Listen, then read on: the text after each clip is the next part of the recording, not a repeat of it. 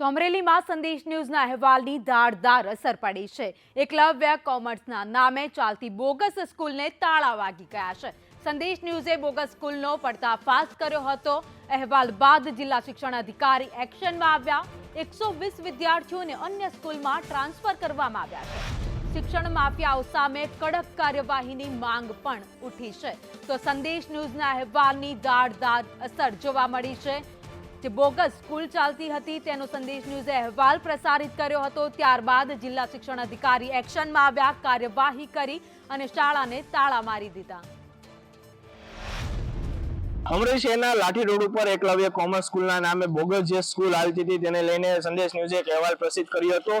જે અહેવાલ પ્રસિદ્ધ થતા જ અમરેલી જિલ્લા શિક્ષણ વિભાગ એક્શન મોડમાં આવ્યું હતું। હું આપને દ્રશ્યો દેખાડીશ કે હાલ જે અમરેલી શહેરના લાઠી રોડ ઉપર આવેલ એકલવ્ય કોમર્સ સ્કૂલ છે તે છેલ્લા ઘણા વર્ષોથી ધમધમી રહી હતી।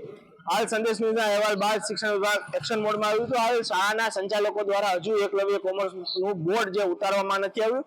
જાણવા મળતી વિગતો મુજબ હાલ જે અહીં એકલવ્ય કોમર્સ સ્કૂલની અંદર જે વિદ્યાર્થીઓ અભ્યાસ કરતા હતા તે વિદ્યાર્થીઓને હનુમાનપરા જીવનતીર્થ નામની જે સ્કૂલ ચાલતી હતી તેને અંદર જે 120 જેટલા વિદ્યાર્થીઓને ટ્રાન્સફર કરવામાં આવ્યું છે।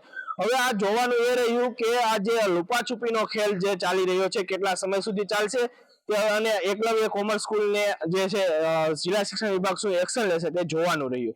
જય હિન્દ, સંદેશ ન્યૂઝ, અમરેલી।